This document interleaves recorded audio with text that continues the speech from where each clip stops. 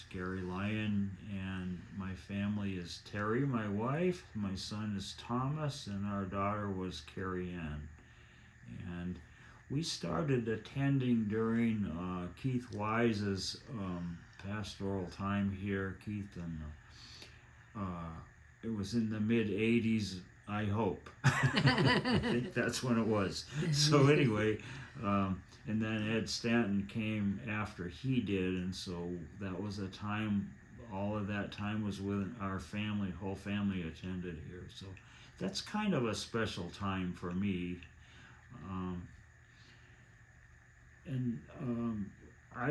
My wife kind of has faded away from it, and she's had some issues and things, and our kids are gone and raised and gone off and have their families, and Carrie Ann has passed, of course, but and I've stayed with it, and I think it's what God wants me to do with my life, and this is a wonderful, loving place to be and to get God's blessing every Sunday, regardless. I love to see the people, and one of the first questions on here is, who has had the most meaningful impact on your faith journey through this church, and why? And that's easy. It's Pastor Lisa, and she saw somehow, and now I've been going here for decades, and she somehow saw in me an area that could be expounded and developed on, and she's allowed me and trusted me to serve on a lot of committees. She's listened to me, she's counseled me, and I may have been asked to preach in the past and probably declined, and I said yes to Pastor Lisa. And I preached here 3 times, and I thought yearly when I was in college, maybe I should go into the ministry, and I didn't. I didn't get any encouragement, and I sort of heard God's calling back then, and I don't think that was my calling. I'm really not a people person, but I've always wondered, well, I've heard so many sermons in my whole life, and finally I'm preaching there. And I spent a lot of time preparing, and I don't know if I was a very good preacher or not, but I did it, and I did it 3 times, and she thought she needed somebody to fill the pulpit, and I don't know if she listened to my sermons or not, but I was asked again and again. So I did it, and I prepared a lot, and it was scared to death to do it, and I prayed and studied, and so I did it. And then I also, under her time here, became a worship leader in the first, and I remember Alan Olson would do that. He got called upon to do that. He just seemed like he was so nervous and sweaty doing it. I thought it must be scary. Well, it was scary, but you know what? I determined that it was also kind of fun. And I would do what I heard Pastor Lisa and others do and get up there and lead the worship. And eventually she said, I'm going to be gone, and she would write out a script for me to be worship leader, and she said, you don't need that, just look at the bulletin and proceed. And I indeed, yes, I could do that, and I think I probably got things out of order a couple times, but you know what, you get what you pay for. So but I would never thought that was something I could do. And I got through college, and I never gave a presentation, and I was supposed to have several times. Somehow I was scared to death to do it, and I got out of it. But now I'm finding it's actually, I've been asked to do lead events and different things, and I'm okay with it, actually.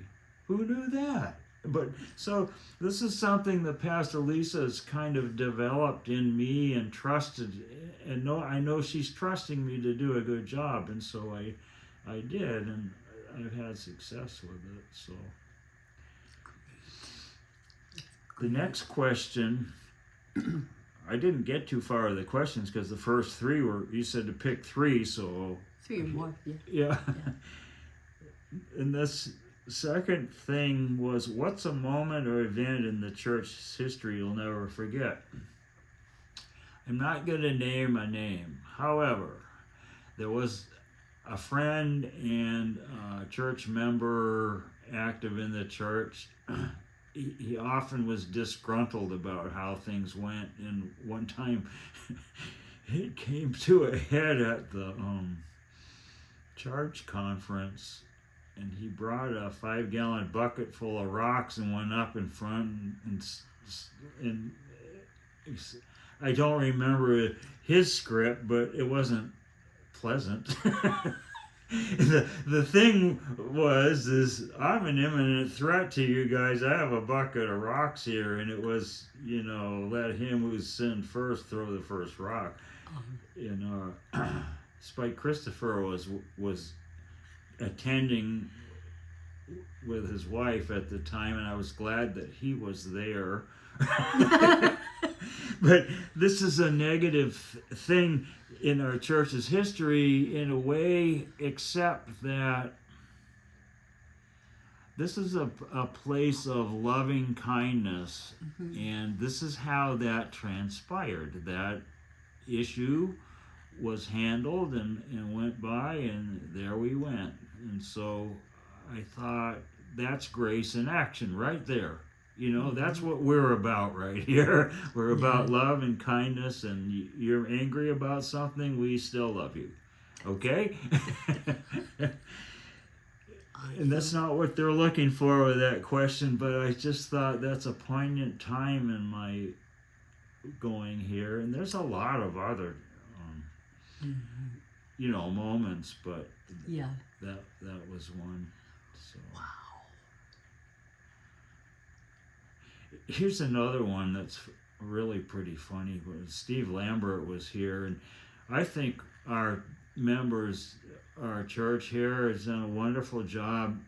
Steve Lambert's young, cocky, just out of seminary? Or? Yeah. Uh-huh. Where did they go? Pastor Lisa went there. Duke. Okay. Duke. Cool. Right? Yeah. Not scared of anything. I'm sure he was scared to be here, but brought his young family in First Church, and he was a powerful speaker and excellent guy with kids. And he developed in that what do they call it, snow camp up in Girdwood. He had so many kids they had to turn them away, but he had like 100 kids going up there during the Christmas break. Oh, wow. But he knew how to do that, and he instituted a youth pastor here. Anyway, I diverge from the question. Steve and I were up on the roof of this church, on the main sanctuary roof. We're at the very end, and we're fixing a cross that needed something fixed on it. And we've got a hammer, and we're nailing something onto the cross. And Steve looks at me and says, what do you think about us up here in this extremely vulnerable, dangerous place, putting nails in a cross that Jesus died on? I thought, yikes. Yeah, this isn't good. We shouldn't be nailing something to the cross. Oh, that's wild. Yeah, that was really funny. We love Steve and his family and Sandra. Yep. Wow. I mentioned we started going with our son Tom and our daughter Carrie Ann, and she went on to have a really difficult life. And she was married 4 or 5 times. She just went downhill, and she tried to take her life with drugs and was in a coma, and we had not hearing from her, and then the last message was kind of garbled, and we thought, what's going on? So we called the police. She was in Las Vegas to do a welfare check. Had they been there an hour later, she would have died. And they got her, gathered her up, and her breathing was slowing down, and she was on the way, and they saved her life, and she got in the hospital and was in a kind of a coma for a while, and her friend said, you should really get down here because she's not waking up. And so we did, and we went down, and the church is praying I'm sharing this, and they're praying for us, and I knew that. We get down there, and she comes out of it. And we stayed and helped her out. She got out of the hospital, and her friends got her set up in an apartment and all that. And then, I don't know, months later, and she was touch and go, and seemed to be doing pretty well. And then she wasn't, and then her daughter got taken away from her, which was needed to happen. And she said, if I don't have my daughter, I'm not going to live anymore. And she indeed finally took her own life. And so we got to that point, and we had that, and I asked for prayers, and we got them. And we knew our pastor Martindale had our backs, and this church had our backs, and we got through that time. And that was a difficult season. I mean, that year was, right? Yes. But yeah, so Church people can keep you from breaking yourself completely, you know. But knowing, I know a lot of people in this church, and knowing they're praying for me, and they're good people, and if we needed something, they were going to help us. So, but anyway. Thanks for sharing that. That's a really big deal. One of going back to the first question was the pastor says, Pastor Lisa had all these, I don't know where she got them, but these really good faith building things. And you probably remember she interviewed, what did she call us? Saints. Huh? She called you saints. I'm not comfortable with being called a saint, but I knew what I understood was she wanted me to share my path, and we did that, and that was pretty good. And I realized in answering her questions, I started going to the church in Anchorage, Evangelical Covenant Church, and they ministered to the native people in Norton Sound a lot. And when the native people came to town, that was their home, and so I got to know a lot of them. And there's this one actual saint there. I got to know, and I told this story, but she had 13 kids, I think. And when I knew her, most of them had preceded her in death. And she was just full of stories. But she was a joyous person, and I hired her to be a model for my drawing class. I used to teach drawing in Anchorage. Yeah. And she was a really good character to draw and sketch. Yeah. And she'd start telling stories. We're supposed to be drawing her and painting her. And I'd look around, my students are like, and then what? And she'd break into, there was this horrible things that happened with her family, or scary things, and how she had made a loon skin parka for her husband, and he fell through the ice well, the loonskins floated him up, buoyed him up, and saved his life. And Oh my and gosh. people are like, and then what? Well, you're drawing. You're supposed to be drawing. And then she'd go, God will take care of you. And she had this high-pitched, sincere voice, and she would sing it in translation. And I think it was a form of Yupik, Yeah. and I can't remember the words, but it was, what a treat. Oh my gosh. That But such, I mean, so true. she's singing, God will take care of you. Hello?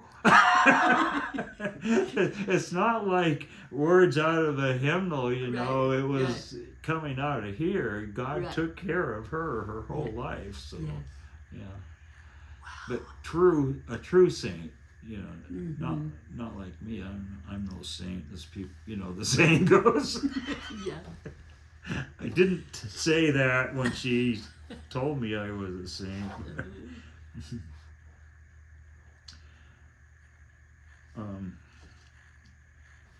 I guess that's it. My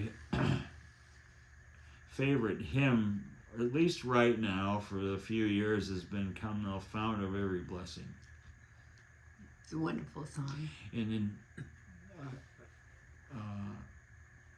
yeah, if I can hear, I guess I would get sick of it if every time I listened to music I would hear that, but Yeah. still, it's a lovely song, so. Okay. Thank you so much, Gary. Sure. It's wonderful to hear from you.